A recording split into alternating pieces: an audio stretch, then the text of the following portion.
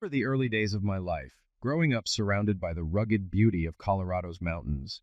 My father, a stern but loving man, worked as a foreman at a local mining company, while my mother, a quiet and thoughtful woman, managed our home and kept us boys in line. My brothers and I spent countless summers exploring the woods, playing by the streams, and learning the skills that would one day define our paths. They, with their natural inclination toward structure and discipline, chose careers in the military. I, on the other hand, felt a pull toward the earth itself, which led me down the winding path of geology. It was in college where I met Susan, a woman who seemed as fascinated by human behavior as I was by the formations beneath our feet. She was a sociology major with an insatiable curiosity about the hidden workings of communities. We connected during a campus symposium on interdisciplinary studies, and from that day forward, our paths intertwined. I was captivated not just by her intellect, but by the mystery that seemed to shroud her past, a subject she skillfully dodged with gentle deflections and an enigmatic smile. Despite this, our bond grew strong, and before long we were married, ready to face the world with our shared ambitions and separate dreams. Years passed as I pursued my career in the oil industry, a field both challenging and rewarding. Susan, meanwhile, followed her academic passion, diving into graduate studies that took her deeper into the realms of sociology and psychology. Her dedication to research was impressive, yet it came with a shadow of detachment that only deepened as she moved closer to completing her doctoral work. I often reassured myself that this distance was just part of the journey, a phase we'd push through together. Little did I know how profoundly this research, which had always been a point of pride, would eventually shape our lives in unforeseen and painful ways. Sitting in the dim light of our living room, a gnawing discomfort settled deep within me. This wasn't the first time I'd felt so isolated, though each moment seemed more piercing than the last. I couldn't pinpoint the root of my unease, but it was intricately tied to the months she spent immersed in her field study, far away in Utah. My wife, Susan, had recently returned from 2 arduous months of fieldwork dedicated to her sociology PhD.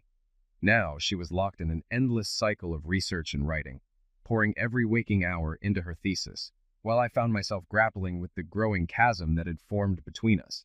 I resented her silence and her refusal to engage in conversations that mattered.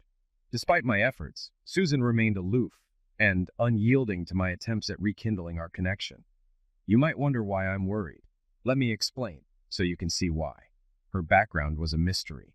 Raised by her mother, who never spoke of Susan's father, she didn't share much about her past. I respected her silence, but now it felt significant. I have 2 brothers in the military and parents in Colorado, whom we visit occasionally. I had just returned from 9 weeks in West Africa for oil exploration, while Susan had been in Utah for her research. We left home the same day and reunited recently. When I returned, she greeted me coldly, saying, "Welcome back to the States." She quickly mentioned needing to focus on her thesis, and had even put a lock on the den door to avoid interruptions. This felt unnecessary, but I agreed to respect her space. She hadn't informed me of her extended stay. When I questioned her, she claimed she couldn't contact me due to the isolated nature of the community. Yet, she had her laptop and phone card, so her excuse didn't add up. I'd tried to reach her via email, but she never responded, and the university couldn't help either. I was worried, I told her, but she dismissed it, saying, "You were away." She shared almost nothing about her time in Utah. I knew she'd stayed with a local family and had somehow gained the trust of a secretive community. Her project focused on a splinter group from the Mormon Church, but she wouldn't elaborate on how she managed to extend her stay. She insisted her work was crucial and complex, but kept details to herself. "I'll tell you everything someday after my thesis is done," she said, offering no comfort. The secrecy was new and unsettling. For the first time in our marriage, I felt she was hiding something significant. The first thing I noticed when I returned was Susan's change in appearance. She used to dress like any 26-year-old, stylish but not overly revealing. She wore skirts just above the knee, jeans and pantsuits, always adding makeup and perfume. Now, her clothes were ultra-conservative, ankle-length dresses buttoned to the neck in plain colors like gray and blue. She even styled her hair into a bun instead of letting it flow naturally. She stopped using makeup and perfume, and her new look was drab and unappealing. When I mentioned how much I disliked her new style, she brushed it off. "It helps me stay in the mindset for my thesis work," she said, ignoring my frustration. Nights were equally distant. She wore plain cotton nightgowns and rejected any closeness. "I can't risk my emotions interfering with my work," she said. I grew tired of her rejection and often turned my back to avoid more frustration. Our relationship felt hollow, but Susan only focused on her work. She claimed she needed to avoid anything that could disrupt her memory of the research. Her thesis professor had her attention, but I, her husband, felt invisible. Susan had come back with a stomach issue, keeping crackers by the bed for morning nausea. Despite my suggestions, she refused to see a doctor, saying she felt better after a few weeks. When I mentioned a colleague's concern about hepatitis, she dismissed it. "I'm fine now," she said. Her involvement in household tasks dwindled, citing her thesis deadline as the reason. I reminded her that she had 2 more years to complete it, but she insisted on finishing now to return to teaching by fall. "I need my degree ready," she said. This sudden urgency was straining our marriage. We had always discussed decisions together, but now she avoided deep conversations, closeness, and even basic planning. When I offered to help with finding a teaching position, she snapped, "I don't need your interference." I felt excluded, my anxiety growing as Susan isolated herself. Stress even started affecting my health, and medication offered little relief. The only stable part of my life was my job as a geologist. Our home was filled with tension and superficial conversations. I turned to playing my cello for solace, but the loneliness was suffocating. One evening, I tried asking about her living conditions in Utah. She reacted sharply. "Ethan, stop asking me about this. I'll tell you when the thesis is done," she said, exasperated.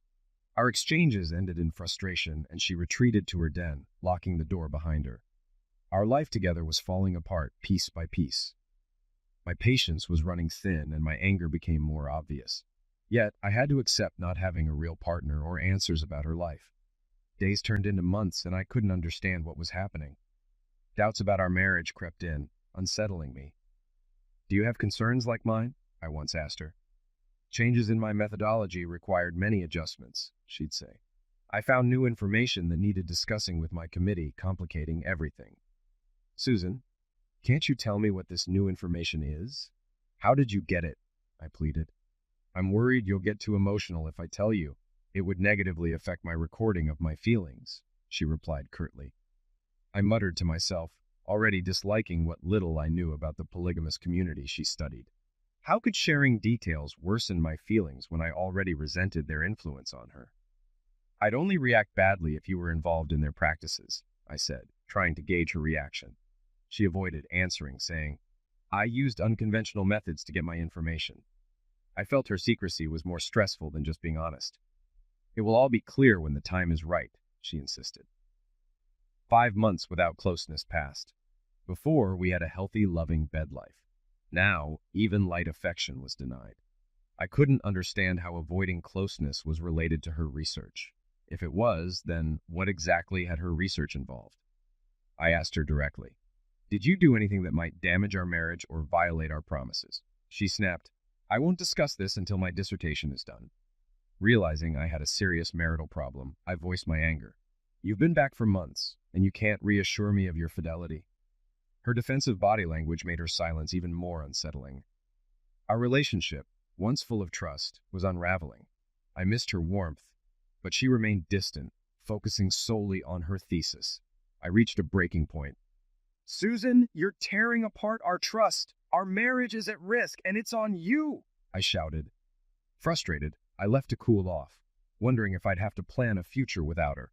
Determined, I decided to investigate on my own. Her changes, conservative dress, no makeup, no perfume, and locking herself away, felt foreign and wrong. Our once loving relationship was eroding, replaced by resentment and anxiety. From that point, she showed no real interest in me. Nights passed without affection.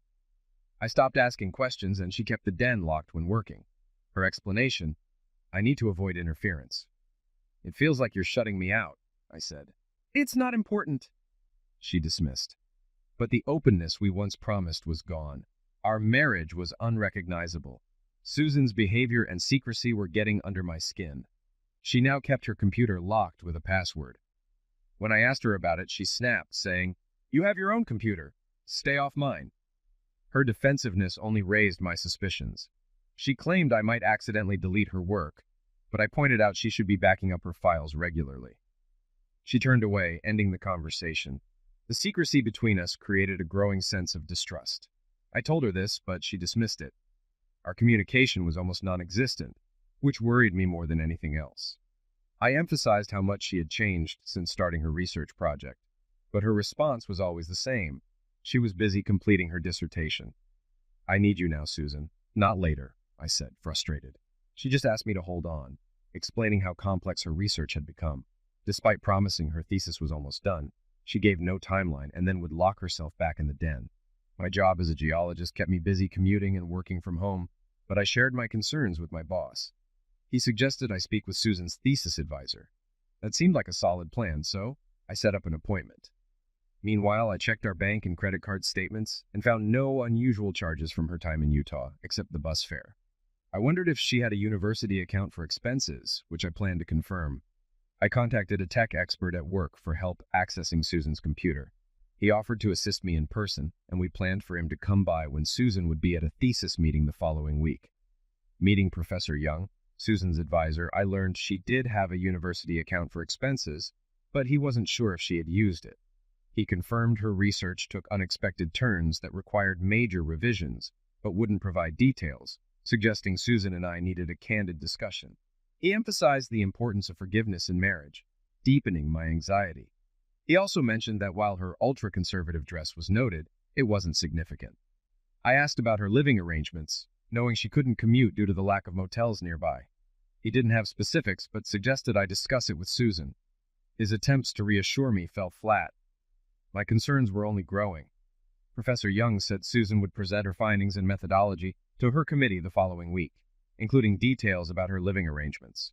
He mentioned that while she could share any personal details with me, he couldn't discuss them without her consent. He found it unusual that Susan had asked him not to talk to me about those arrangements, but he reassured me that secrecy in research was common, though her level of secrecy from me was unusual. As I thanked him and prepared to leave, he encouraged me to consider pursuing a PhD, learning of my strong academic background. I declined, knowing the stress it had caused my marriage. We parted amicably, and the secretary handed me Susan's account records, emphasizing they were confidential. Driving home, I felt more anxious than ever. My concerns grew, but there was still no concrete evidence of infidelity, only suspicion. I secured the file without mentioning my meeting to Susan. This was the first time I kept important information from her, adding to my guilt. Our conversation that evening was light, but I expressed frustration about how her behavior was straining our marriage. She claimed she was under immense pressure and promised to share everything after her thesis was approved. Tuesday arrived, and Susan dressed in her usual conservative outfit, even for her thesis defense. I urged her to dress more professionally, but she brushed it off, saying appearances didn't matter in her field. After she left, I met with my tech friend, who accessed and copied all her computer files, emails, and deleted data, ensuring no traces were left. That evening, Susan returned in high spirits, saying her thesis was accepted for publication and all academic requirements were completed. Despite her excitement, when I tried to embrace her, she pulled away, saying she couldn't yet. I was stunned and demanded answers, frustrated with her continued emotional distance. She asked for another week to settle the grant's financials before talking, but I exploded in anger. "Why a week? You could do this online in minutes." After a heated argument, I agreed to the delay, but warned her that any further excuses would end in divorce. I stormed out to clear my head, knowing I was at my limit. This extra week gave me time to review her files and accounts. I was determined to uncover the truth, whatever it took. That night was rough. I struggled to sleep and kept waking Susan with my tossing. When I woke early the next morning, my arm rested on her stomach. As I moved my hand, I felt a small, firm bump. Something was different. My mind raced, and a horrifying realization hit me. She was pregnant, and it couldn't be my child. She hadn't needed her birth control pills, which I now remembered hadn't been around since she returned. Fueled by rage, I shook her awake. She screamed, startled. I demanded the truth, shouting that her secrecy was over and she needed to confess. I stormed out, slammed the door, and tried to calm myself with coffee. My anger was uncontrollable. I yelled for her to come out, telling her this was her last chance before everything ended. Susan came out in a nightgown, looking scared. I asked if she knew she was pregnant. She nodded, explaining she found out right after she returned and didn't tell me because she couldn't face it. She needed to finish her thesis quickly, knowing she'd have to confront me about the pregnancy and our marriage. I accused her of lying and betraying me. My anger surged, and I spat on the table, expressing my disgust. She sat in silence, ashamed. Finally, she admitted, "I think the pregnancy is from an attack. Henry, the head of the family, forced me into a series of attacks and later coerced submission. I couldn't escape. His wives kept watch, and his brother, the sheriff, would have brought me back." My anger lessened as the reality of her attacks sank in, but I pressed her for more answers. "Why did you keep up with this secrecy, the refusal of closeness, and your changed behavior? There has to be more." She wept, asking to tell me everything in the order she had planned. I agreed reluctantly, needing to know the full story to understand what had happened to us. Susan's eyes pleaded with me, and I softened. "You need to tell me everything now, not over weeks. All of it today, understood?" "Yes, everything today, I promise," she said. I warned her that I'd been digging, speaking to her professor, and copying her computer files. "You have one chance to be honest," I said, setting up a tape recorder and disconnecting the phones to avoid interruptions. I took both our cell phones, turning them off. Susan began, "Let me tell you where I came from. You never pushed for details, and I never felt ready to share. My mother was the fourth wife in a polygamous family in southern Utah. When I was 11, she fled with me, leaving everything behind. We hid in a boxcar and escaped to Colorado, where Mom rebuilt our life, never dating or remarrying. You know the rest." We took a break and went for a walk, holding hands for the first time in months. When we returned to the table, Susan resumed, "My childhood greatly influenced my academic pursuits. Visiting that town meant going back to my roots. I wasn't entirely unknown. People recognized me, but suspicion was evident. Earning trust was essential." She continued, "Henry, the head of the family, was tall, powerful, and authoritative. He imposed strict rules. I had to remove my wedding ring, which he kept. He destroyed my computer and took my money, as women were forbidden to have such possessions. I realized I was more of a captive than a guest. I agreed to his conditions to stay and conduct my research. Losing my computer plunged me into isolation when I returned, as I had to recreate my notes and experiences from memory. It was exhausting and intensified my anxiety, though it was only one aspect of my overall stress." Her story was far from over, and I braced myself for more revelations. Susan resumed, her voice controlled, almost as if she were reading from a prepared script. "I agreed to adhere to all the community's rules and not disrupt their way of life. This was necessary for my research. You may wonder why Henry, an influential leader, would allow an outsider like me into his home. It was because of our familial connection, though not by blood. Henry, who was 20 years older than me, assumed leadership of the family after my father passed away. When I arrived, I was assigned a bed in the attic with the other wives, while Henry had his own room downstairs.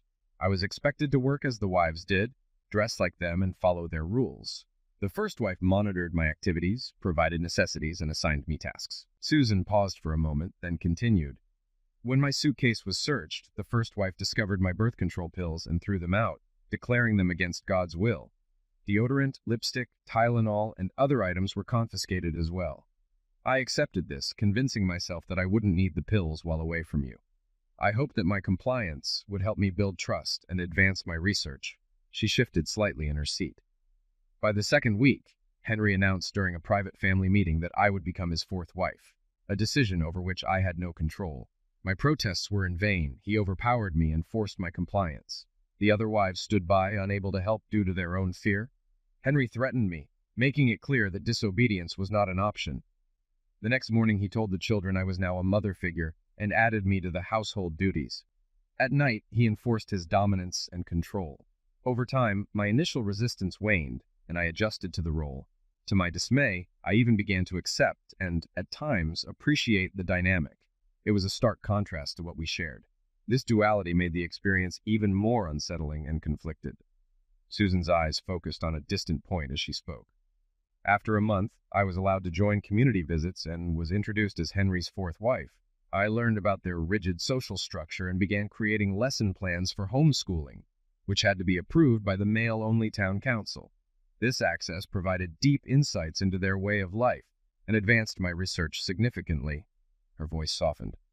Being accepted as a submissive wife enabled me to gather more information than I ever expected. Henry would often stress that men should treat their wives as he did. While this experience was invaluable for my study, It came at a significant personal cost. She paused, taking a break. I sat in shock, feeling detached from her story. It felt like I was listening to a stranger recounting events from a foreign place, not my wife sharing painful memories. I felt detached, listening as if Susan were a stranger telling an intriguing story. I controlled my anger as she continued, skipping questions for now. She returned with a notebook, explaining, I wrote notes to guide this talk. First, know that I've always loved you, though it has changed. I need to tell you how I left Henry's family. She recounted, Rebecca, Henry's 12-year-old daughter, had her birthday, but she was unusually withdrawn after talking to her mother and friends. That night, while Henry was with his first wife, I saw my chance. I retrieved my hidden credit card from my old shoes, put on my coat, and left quietly. I left a note for Henry saying I needed to publish my research. I knew I had to be far away by dawn, so I walked the familiar road my mother and I had fled 15 years ago. After several miles, a passing car gave me a ride to the bus station. I dug up my hidden money and headed home to record my findings. Susan paused, then said, I needed isolation to recall my experiences accurately. That's why I kept my distance from you. Now comes the harder part. I listened as Susan admitted, I've been torn between two lives. Life with Henry, though it began as something forced, became enjoyable over time. I adapted to being his submissive fourth wife and even grew to like it. The routine became comfortable and I found certain aspects of it fulfilling. Our bed life was wild and different from ours, which I came to miss. I know that's hard for you to hear, but it's the truth. I'm now at a crossroads. I need to decide whether to stay with you or go back to Henry, who said he would take me back if I return with money after completing my PhD. I need time to choose which life to pursue, the tender one I have with you or the structured, communal living with him. I'm asking for your patience while I make this choice.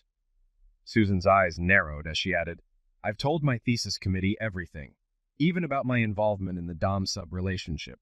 They know that I'm pregnant, but to them, it's purely academic. I'm set to receive my PhD, and that's what matters. Now, I'm ready to answer any questions you have, and I hope you'll remain civil, as I have been today. I paused, working to control my anger.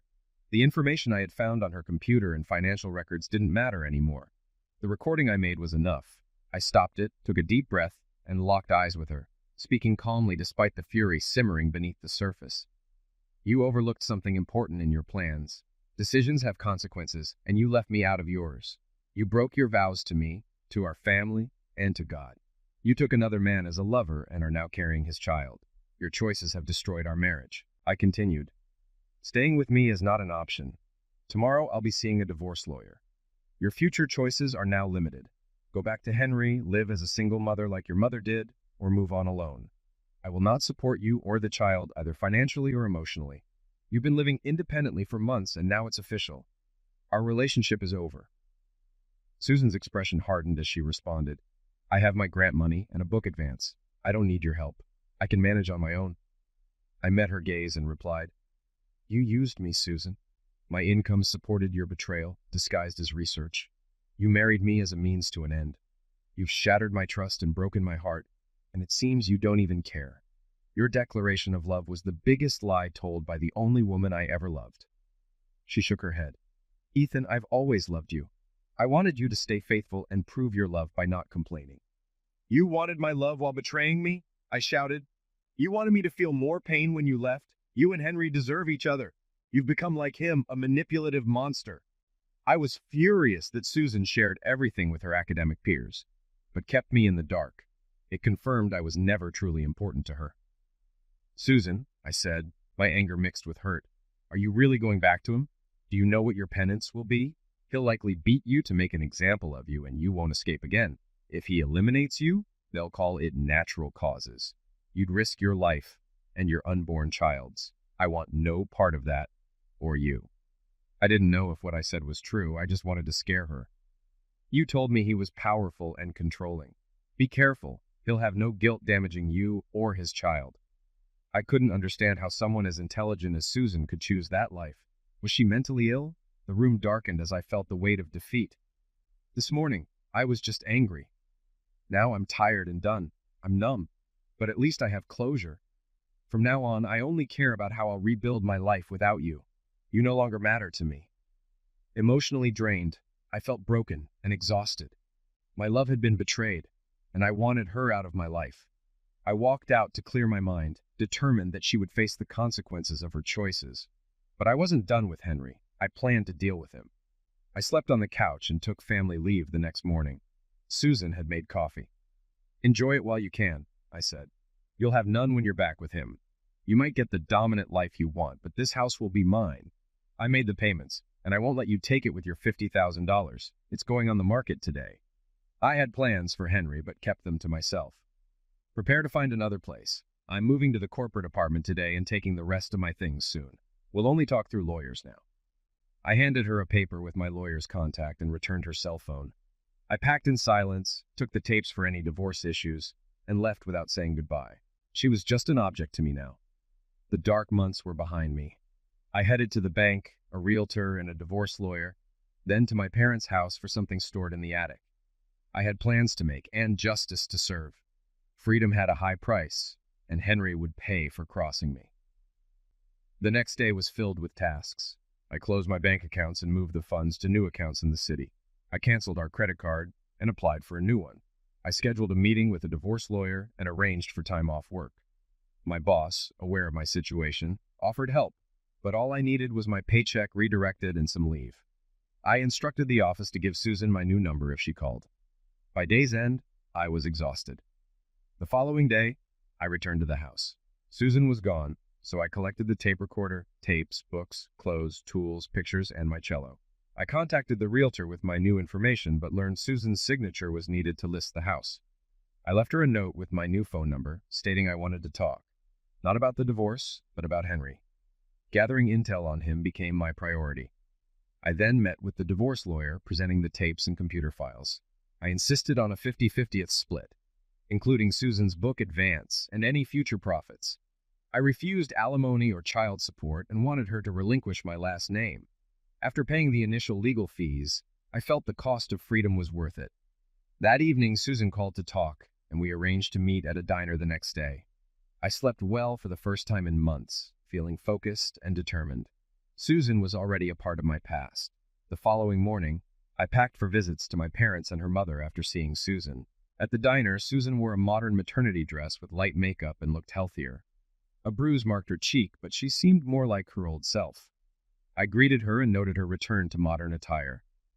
"Ethan," she began, "I want to apologize for my words the other day." "Susan," I responded, "it wasn't how you said it, but what you did. We're heading for divorce, and I'm sure you'll agree to the terms. This will free you to return to Henry or live as a single mother, and it frees me of any responsibility. I can't forgive the infidelity, though I understand there were circumstances. You didn't fight back, and that's something I struggle to reconcile. But I came here for information, not to revisit your intimate details. I need to know your daily life there, Henry's work, and the location of the community. Leave the rest out." The waitress served us, and we ate in silence until Susan spoke. "Ethan, I plan to return to Henry in the next few days to discuss the terms of going back. You made me worry that he might hurt me, but I need to find out for myself.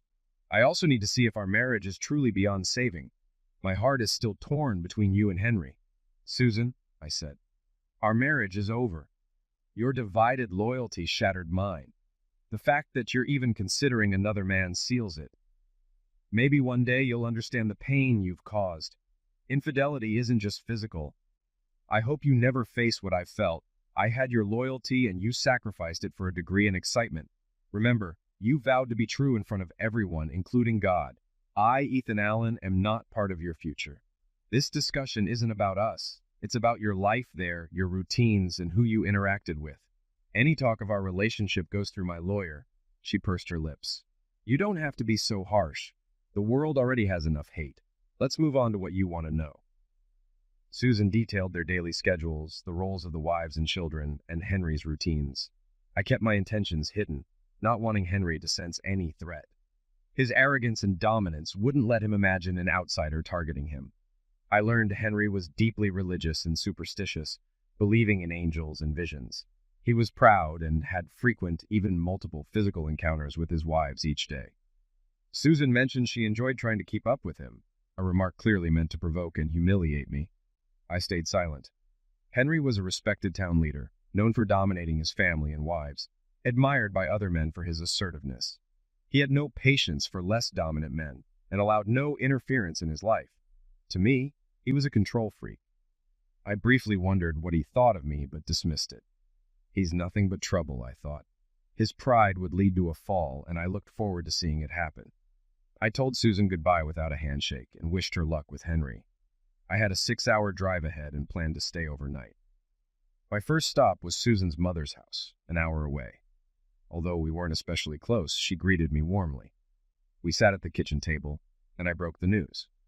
"Susan is pregnant," I said. She smiled and congratulated me, not knowing the full story. I then explained everything that had happened over the past 6 months. Shocked, she said, "I had no idea." She only knew Susan was on a research project, but not its nature or location. She was stunned and tearful when I finished. "I can't believe she would go back to that place," she said, shaking her head. To her, Susan's return was like reliving a painful escape. "We fled for a reason, Ethan." "Why would she choose this?" she said, tears streaming. Her pain mirrored my own, and we hugged, sharing the sorrow of losing the same person. We cried together, finding solace in shared grief. The embrace lasted as the sun set, shadows wrapping around us. Finally, exhausted, we parted. "You should stay the night," she said. I accepted, grateful for the comfort. After breakfast and coffee, I continued my drive to my parents' home. "I'll stay in touch," I promised her. She was beautiful, inside and out, and I realized how much Susan had been like her mother, until Henry. My anger toward him grew stronger. While crossing the Colorado-Utah state line, I called my parents. No answer at home, so I tried Dad's cell. "Hey, son," he answered. "Hi, Dad. Where are you? I'm coming over." "We're at your brother's. Join us. It's been too long." I decided to extend my trip to visit my brother and his wife. Before heading there, I checked into a motel. My brother, recently back from Afghanistan as an infantry company commander, greeted me warmly. "Ethan, great to see you," he said, hugging me. After family greetings and hugs, I said, "Can we all sit for a bit? I need some family time." Mom, concerned, asked, "Is everything okay?" "It's serious," I replied. "Let's order some food. It's a long story." We ordered pizza and settled in. I began, "Susan and I are divorcing." Mom's eyes welled up. "Oh, Ethan," she whispered. Dad's face was tense. "Is there no way to work it out?" I shook my head and explained Susan's research, her changed behavior, the pregnancy, and our strained relationship. Silence followed, broken by Mom's quiet sobs. Dad held her, eyes glistening. My brother, tense, paced before saying, "Ethan, let's go for a walk." He took my hand and led me out. We called to say we'd return in an hour. In the car, he spoke firmly. "You're in a battle now, one you didn't choose. Listen to me." "What do you mean?" I asked. "There are rules to winning. Know your enemy, his strengths and weaknesses. Use your strengths against him. Choose your timing and strike decisively. Keep plans secret and act fast. Minimize collateral damage." He looked at me seriously. "Plan well and rely only on yourself." I nodded. "I will." "Good. Keep this between us. Now, let's get back," he said, turning the car around. The next morning after breakfast, Mom and Dad headed home, and I followed, needing to retrieve something hidden in their attic. Spending a few days in my old room brought strange comfort. Mom started to recover emotionally, and Dad and I had long talks about my future, though I kept my true plans private. When it was time to move on, Dad said, "We'll be back soon," as they left for Walmart. I went to the attic, found what I needed, and loaded it into my SUV. The next day, I set out, not home, but to my apartment. My boss had been pushing for me to join another expedition, and without Susan, it felt easier to commit. "I'll be away for 2 months in the equatorial Atlantic," I informed my parents. "Be safe, son," Mom said, eyes full of worry. "I will," I assured her. With 3 months of unused leave, I returned to Utah, storing the tool I had packed and picking up furniture from my former house to place in storage. I studied satellite maps of Henry's town and the surrounding area, meticulously planning. I wanted to confront Henry, teach him a lesson, not liquidate him immediately. A headshot would be too quick. He needed to suffer and be humiliated, with no evidence tracing back to me.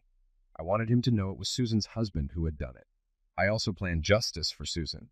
I found a tough lawyer through my boss and instructed him to threaten the university with a lawsuit over condoning her unethical research.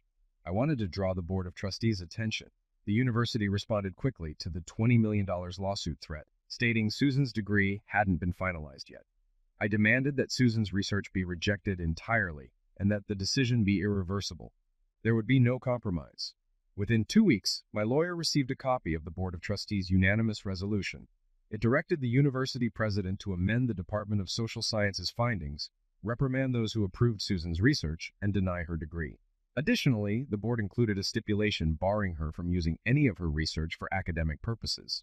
They even informed the publisher that the university's name could not be linked to her book and froze her research grant account. I was satisfied. Weeks later, I learned they couldn't reach Susan to inform her of the decision. The university contacted my lawyer for her contact details. I provided her divorce lawyer's information, her mother's address, and Henry's address. Susan wasn't at our former home, and I wondered about her whereabouts.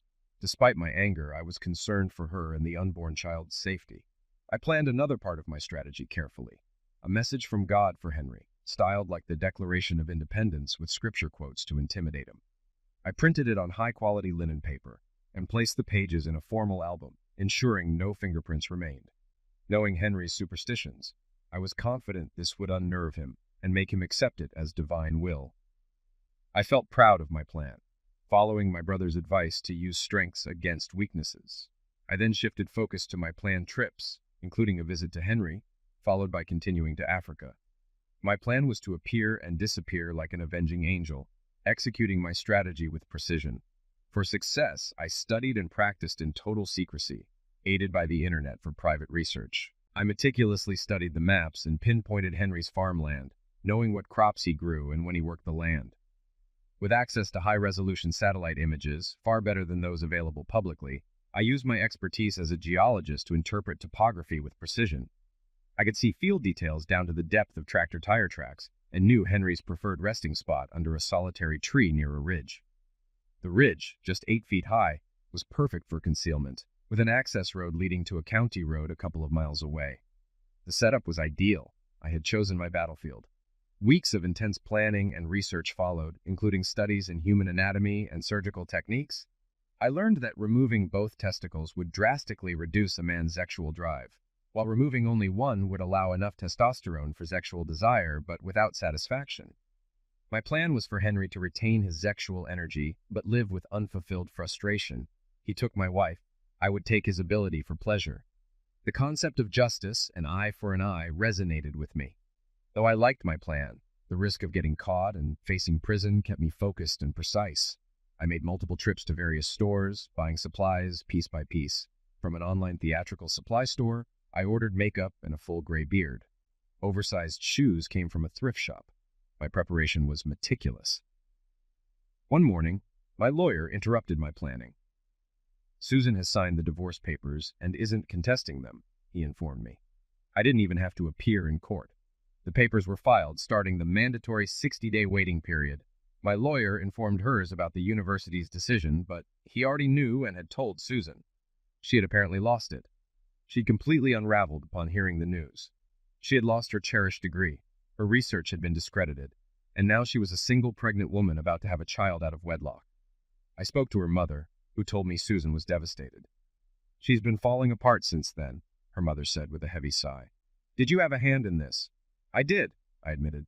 Tell Susan I pushed the university's decision as payback for her infidelity and 5 months of a marriage without closeness, I added.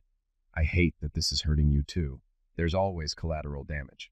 I genuinely regretted Susan's mother being caught in the aftermath, but it was Susan who set these events in motion. Our house went up for sale and sold quickly. We split the equity evenly as outlined in the divorce papers. Susan didn't want to stay there, and I didn't care where she went.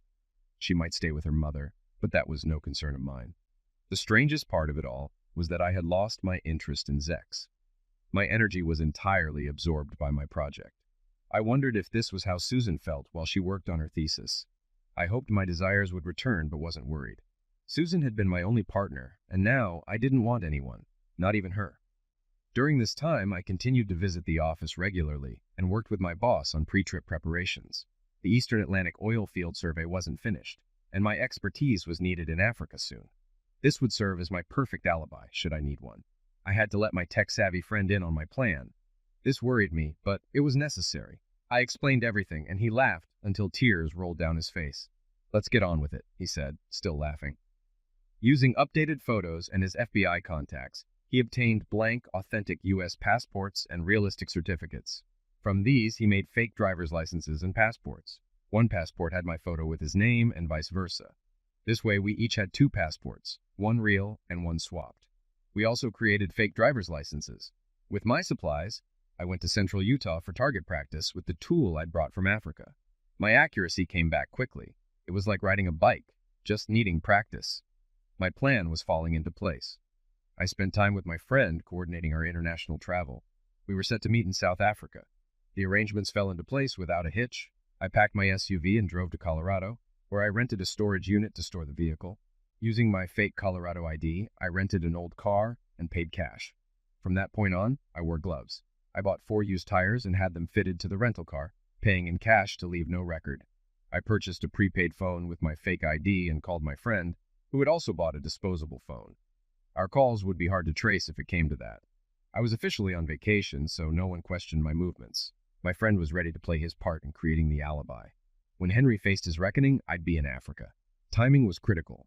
I loaded my car with supplies and double-checked everything. The tool, ammunition, surgical tools, camouflage, food, water, documents, money, and passports. I confirmed with my friend, who was eager and ready. My company had booked my flight to Africa for the 10th, but I planned to leave Colorado on the 12th using my friend's identity. He would fly to New York and then South Africa on the 10th, using the passport with my name and his face. Keep all your airport receipts, I reminded him. I will, he replied. He would return to the U.S. on his real passport after we met. I'd use the fake passport for the first leg and my real one for continuing to Angola. He would take my luggage, traveling light himself. On the 10th, my friend boarded his flight and called to confirm. My alibi was set. A rush of satisfaction hit me. My target was within reach. Justice was on its way to southern Utah. Wearing gloves, I drove to the location and changed into my disguise. Old coveralls, a red long-sleeved shirt, an unremarkable hat, a full fake beard, and shoes with the outer rear of one heel filed down. I put in brown contact lenses. I drove through the town, making sure I was seen. I might have glimpsed Susan, but I couldn't be sure. I hoped it was her. I wanted her to see that justice was being served. I left without speaking to anyone. That night I set up at my pre-chosen spot, 20 yards from Henry's favorite spot under the lone tree. I checked everything, using desert camouflage for cover and verifying my supplies. The dart tool, built for tranquilizing African wildlife, was set, calibrated for a 300-pound animal. I knew Henry weighed around 280. As expected, Henry came to work in the field and by noon rested under the tree. I aimed and fired. The dart hit his gluteus maximus. He jumped and tried to brush it off, but it was too late. I stepped out from my tent, now wearing a white robe and no beard. I wanted Henry to see my face clearly. In 20 seconds, he would be unconscious. "Henry," I called as I walked toward him. "God has heard the cries of Ethan Allen, Susan's rightful husband. You have sinned. I am the avenging angel sent to deliver God's judgment." Henry's eyes widened in terror as he tried to speak but couldn't. He fell to his knees, succumbing to the tranquilizer. I moved in close so my face would be the last thing he saw before he blacked out. His eyes glazed over and he collapsed. I was alone with Henry. The moment I had waited for was finally here. Henry tried to stand but collapsed to his knees, eyes wide with fear. He tried to speak but couldn't. I moved close, making sure my face was right in front of his so he would clearly see me and remember this moment as the last thing before everything changed. His eyes began to glaze over, and within seconds, he was unconscious. No one had seen or heard anything. The quiet around us was undisturbed. I wasn't a violent man, but Henry lay unconscious as his painful ordeal began. Henry was mine. I stood over him triumphant. If I had given him a lethal dose and he died, that would have been fine, but it wasn't my goal. I moved quickly, descending on him like a spider on its prey. I unsnapped his coveralls and pulled them down to his ankles. There was no time to remove his boots. I pulled down his plain white underpants, exposing him completely. We were under the tree, out of sight from the road or any nearby homes. I bent his knees outward to position him, making his private parts fully accessible. With precision, I wrapped a tight ligature around the base of his organ, pulling the loose skin back to ensure full control. I wanted him to heal, but without the weapon he had used to damage others. With my sharp number 15 surgical blade, I made the cut, slicing through until only less than half an inch remained. The ligature prevented significant bleeding. I placed the severed organ on his chest, leaving it there momentarily as I continued my work. I quickly poured a 10% silver chloride solution over the stump as an astringent. Time was crucial. Working swiftly, I tied another ligature around his testicles, securing it tightly. With a quick slice through the skin of the scrotum, I exposed the left testicle and pinched it out, just as I had done with young pigs on the farm in Colorado when I was a boy. I tied a clean cotton string around the testicle in triple knots, securing it with another layer for extra hold. I used the knife to separate it from its attachments, then poured the astringent solution over the base, trimming the string short. The scrotum naturally came together with only slight assistance. Henry would live the rest of his life without his organ and with only one testicle. I was satisfied with my work. I placed the severed organ in a plastic bag filled with formalin to preserve it. I then removed the ligatures, ensuring there was minimal bleeding, just as planned. I packed my supplies into another plastic bag. To make my message clear, I tied his testicle around his neck. I considered putting it in his mouth, but decided against it. He could choke or aspirate, and I didn't want him dead yet. I wanted him to live and face his new reality without his manhood or the testosterone-driven urges it fueled. I wondered what Susan would think. The thought made me chuckle. This was justice, served with precision and care. I didn't wait for Henry to wake up and react. I didn't need to. Delaying gratification is a sign of maturity, and I prided myself on being mature. I gathered everything from my makeshift station, smoothing the disturbed dirt. For the final touch, I left a written note between his legs, placing the single testicle on top of it as if it were being served on the white plastic sheet. I was certain news of this act would spread quickly through town, but it would reach me indirectly. I would know nothing of any chaos in the Utah desert. I packed everything into 2 large black trash bags. I put on my coveralls and fake beard. I made sure my size 13 footprints were evident before leaving. I did a final check to ensure nothing was left behind. Everything was in order. If there was an investigation, I wanted the evidence to suggest a large, slightly lame man. I wanted the avenging angel to bear the face of Ethan Allen. With an exaggerated limp, I crossed the quarter-mile field to the old rental car parked on the back road. I loaded everything into the trunk, scanned the area for witnesses, and confirmed that my supplies were secure. No one was around. I drove away, feeling the quiet satisfaction of a job well done. The drive back to Colorado was peaceful and uninterrupted. The mission was complete. When I got back, I destroyed all evidence. My worn clothing, the tool, and the beard were soaked in a mix of water and kerosene, then burned and buried in the desert. The car's original tires were put back on, and I returned it to the rental agency.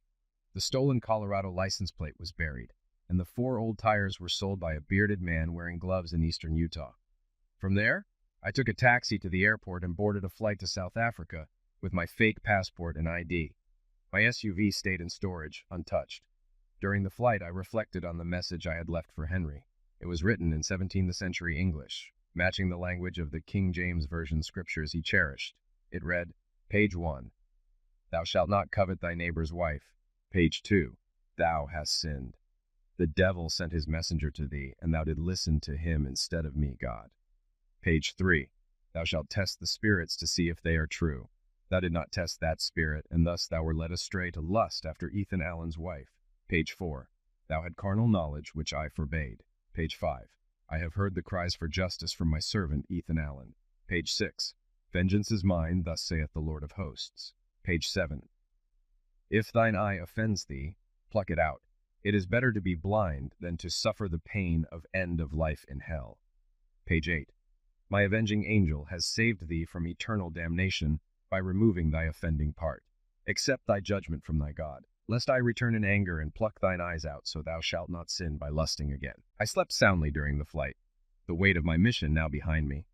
Occasionally, I felt for my backpack where my trophy was securely kept. It was part of Henry, a reminder of this act of justice. The thought didn't disturb me. It brought a sense of peace. Upon arriving in South Africa, I met my friend, exchanged greetings, and handed him a generous bonus in gratitude. He returned to the U.S., while I continued to Angola as planned. We disposed of our cell phones in Africa, leaving no trace that could lead back to us. Henry's organ was a significant trophy, symbolizing the act. My work at sea kept me busy for the next 2 months, letting the events in Utah fade to distant rumors. When I returned to the States, I reached out to Susan's mother and others under the pretense of catching up. Susan had come back home, but she was different. She confessed that Henry had grown more violent after losing his manhood. She feared for her safety, while the other wives felt trapped, unable to see a way out. Susan had urged them to join her in leaving, but they had declined. My brothers were relieved when I shared Susan's story. They were glad justice had been served, though I neither confirmed nor denied my role. I attended the funeral of an old friend who had died from an accidental mix of booze and anxiety pills. We had partied hard, and I hadn't known he had started taking anxiety medication. The idea of eliminating Henry dissipated. Seeing him lie powerless was far more satisfying than the silence end would bring. And I wasn't a violent man. Henry never pressed charges, accepting his fate as divine punishment for coveting another man's wife. Susan left him and moved back near her mother, who helped raise her child. Both became teachers and found some peace. Susan never finished her PhD. I thought of reconnecting with her, but couldn't bring myself to raise Henry's child. She never remarried, following a life path similar to her mother's. On what would have been our 10th anniversary, Susan received a package containing a preserved, shriveled human phallus with no return address. I thought it appropriate to return the trophy to the woman who once admired it. I no longer had use for it. My life was full, with love, a wife, and 3 children. The past had no place in it. In war, there are no true victors. Some lose more than others. I lost Susan. Henry lost his manhood and his wife. Susan lost her PhD, and in the end it was just Henry and me, bound by a tale of justice and retribution that left us all forever changed.